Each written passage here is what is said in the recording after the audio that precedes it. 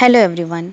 आज हम हिंदी वसंत भाग 2 के पाठ 1 हम पंछी उन्मुक्त गगन के नामक कविता का अध्ययन करेंगे।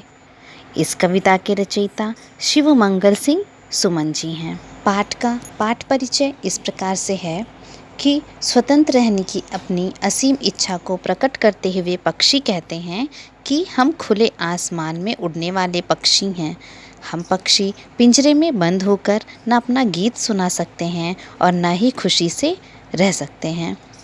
भले ही हमारा पिंजरा सोने का ही क्यों न बना हो और उसमें खाने पीने की सभी सुविधाएं हों, पर नदी का बहता जल पीने वाले हम पक्षियों के लिए यह व्यर्थ है। पक्षियों का कहना है कि हमारे लिए मैदे से बेहतर नीम की कड़वी निबौरी ही है। निबौरी का मतलब होता है नीम का जो फल होता है वो बहुत कड़वा होता है, जिसे हम निबौरी कहते हैं। गुलामी के इस पिंजरे में बंद होकर हम अपनी स्वाभाविक उड़ान भूल चुके हैं और पेड़ों की डालियों पर झूलना तो स्वप्न सा बनकर रह गया है। पक्षी कहते हैं हम ऊंची उड़ान भरते हुए आसमान की सीमा छू लेना चाहते थे और तारे रूपी अनार के दाने चुगने के अरमान बस मन में ही रह गए। पक्षी कहते हैं कि इन छोटे छोटे पंखों से उड़कर हम क्षितिज से मुकाबला करते, या तो हम क्षितिज को पा लेते या हमारे प्राणों का अंत हो जाता। अंत में पक्षी कह रहे हैं कि अर्थात कि पक्षियों के मन के भाव शिवमंगल सिंह अपनी कविता में व्यक्त करते हुए कह रहे हैं कि पक्षी कहते हैं कि मनुष्य से हम प्रार्थना करते हैं, हे मनुष्य तुम हमें घोंसला मत बनाने दो, पेड़ की डालियों पर हमारा सहारा भी छीन लो, पर जब ईश्वर ने हमें पंख दिए हैं तो हमारी उड़ान में बाधा ना डालो और हमें आज़ादी से उड़ने दो। अब हम काव्य पाठन कर लेते हैं। हमारा पाठ है पाठ 1 हम पंछी उन्मुक्त गगन के। शुरू करते हैं। हम पंछी उन्मुक्त गगन के पिंजरबद्ध न गा पाएंगे, कनक तीलियों से टकराकर पुलकित पंख टूट जाएंगे। हम बहता जल पीने वाले मर जाएंगे भूखे प्यासे, कहीं भली है कटुक निबौरी कनक कटोरी की मैदा से। स्वर्ण श्रृंखला के बंधन में अपना गीत उड़ान सब भूले, बस सपनों में देख रहे हैं तरु की फुनगी पर के झूले। ऐसे थे अरमान की उड़ते नीले नभ की सीमा पाने, लाल किरण सी चोंच खोल चुगते तारक अनार के दाने। होती सीमाहीन क्षितिज से इन पंखों की होड़ा होड़ी, या तो क्षितिज मिलन बन जाता या तनती सांसों की डोरी। नीड न दो चाहे टहनी का, आश्रय छिन्न भिन्न कर डालो, लेकिन पंख दिए हैं तो आकुल उड़ान में विघ्न न डालो, विघ्न न डालो। अब हम इन पंक्तियों का अर्थ समझ लेते हैं। पहला काव्यांश है हमारा, हम पंछी उन्मुक्त गगन के पिंजरबद्ध न गा पाएंगे, कनक तीलियों से टकराकर पुलकित पंख टूट जाएंगे। प्रस्तुत पंक्तियों में पक्षियों के माध्यम से कवि ने आज़ादी के महत्व के बारे में बताया है। इन पंक्तियों में कवि का आशय है कि पक्षी अपने बारे में बताते हैं कि हम खुले आकाश में उड़ने वाले पक्षी हैं। हम पिंजरे में बंद होकर अपना स्वाभाविक गीत नहीं सुना सकेंगे।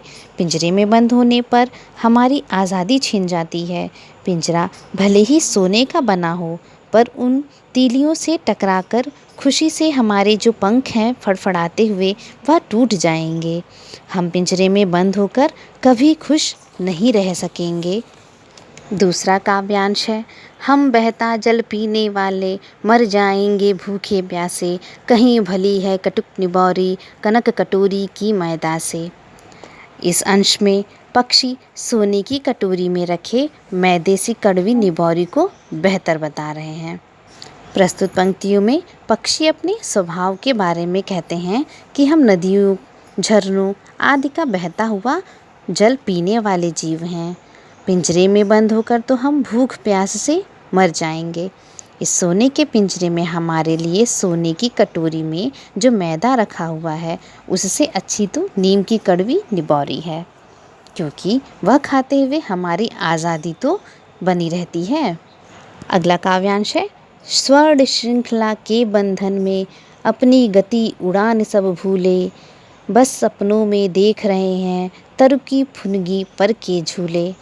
इस अंश में पक्षियों के परतंत्र जीवन का वर्णन किया गया है।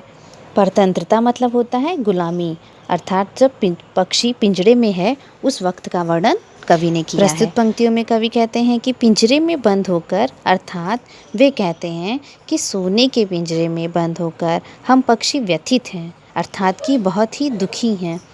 अपनी आज़ादी खोकर हम अपनी उड़ान की कला या उड़ने की जो हमारी गति है, उड़ने की जो कला है और तेज़ गति, हमारी उड़ान की जो तेज़ गति है, यह सब भूल चुके हैं। अब तो पेड़ की सबसे ऊंची डाली के सर्वोच्च भाग पर बैठकर झूलना हमारे लिए सपना बनकर रह गया है। यहाँ पर फुनगी का मतलब होता है कि जो पेड़ का सबसे ऊपरी सिरा होता है या सबसे ऊपरी छोर जिसे हम कहते हैं, उसके ही बारे में यहाँ पे पक्षी कह रहे हैं कि अब हम पेड़ की सबसे ऊंची जो डाली है उसके सबसे उच्च भाग पर बैठना और झूलना हमारे लिए तो अब सपना बनकर रह गया है। हम खुले आकाश में घूमने वाले, खुले आसमान में विचरण करने वाले जीव हैं। कैद में रहकर हम अपनी स्वतंत्रता नहीं खोना चाहते, हम गुलाम नहीं रहना चाहते। अगला काव्यांश है, ऐसे थे अरमान की उड़ते, नीले नभ की सीमा पाने, लाल किरण सी चोंच खोल, चुगदे तारक अनार के दाने। तारक अनार के दाने का अर्थ होता है कि तारे रूपी अनार के दाने, यानी कि जो तारे हैं वह अनार के समान प्रतीत हो रहे हैं। इस अंश में पिंजरे में स्वतंत्र जीवन बिता रहे पक्षी अपनी अभिलाषा व्यक्त करते हैं। कहते हैं कि हम पक्षियों की इच्छा थी कि हम इस नीले आकाश का छोर पाने के लिए उड़ान भरते और यह देख लेते कि आखिर आकाश का अंत कहाँ है। हम आकाश में बिखरे तारे रूपी अनार के दानों को अपनी सूर्य के समान लाल किरण सी चोंच से उसी तरह चुग लेना चाहते हैं जैसे प्रातःकालीन सूर्य की लाल किरणें तारों को चुन लेती हैं। अगला काव्यांश है, होती सीमाहीन क्षितिज से इन पंखों की होड़ा होड़ी, या तो क्षितिज मिलन बन जाता या तनती सांसों की डोरी। यहाँ पर क्षितिज माने धरती और आकाश के मिलने का जो काल्पनिक स्थान होता है उसे ही हम क्षितिज कहते हैं, और होड़ा होड़ी का मतलब होता है कि मुकाबला। ठीक है। इस अंश में कवि ने पक्षियों के स्वतंत्र रहने की इच्छा और अंतहीन आकाश में उड़ते रहने की चाहत का वर्णन किया है। कवि कहते हैं कि पक्षी अपनी इच्छा प्रकट करते हुए कह रहे हैं कि यदि वे स्वतंत्र होते तो उड़ते उड़ते अंतहीन आकाश के क्षितिज से अपने पंखों के सहारे मुकाबला करते।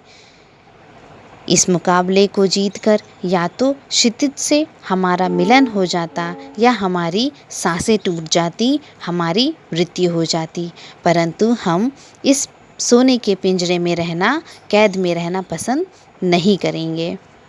आखिरी काव्यांश है हमारा, नीड न दो चाहे टहनी का, आश्रय छिन्न भिन्न कर डालो, लेकिन पंख दिए हैं तो आकुल उड़ान में विघ्न न डालो। इस अंश में पक्षी मनुष्य से अपनी स्वतंत्रता बनाए रखने की प्रार्थना कर रहे हैं। कवि कहते हैं कि पक्षी मनुष्य से प्रार्थना कर रहे हैं और कह रहे हैं कि हे मनुष्य, तुम हमें घोंसला न बनाने दो और पेड़ की टहनी पर बने हमारे आश्रय, यानी कि हमारा जो घर होता है उसे हम आश्रय कहते हैं, हमारा आश्रय नष्ट कर दो। पर ईश्वर ने जब हमें पंख दिए हैं तो हमारी उड़ान में कोई व्यवधान या कोई विघ्न न डालो, अर्थात हमें पिंजरे में बंद न करो और हमें खुले आकाश में उड़ने के लिए छोड़ दो।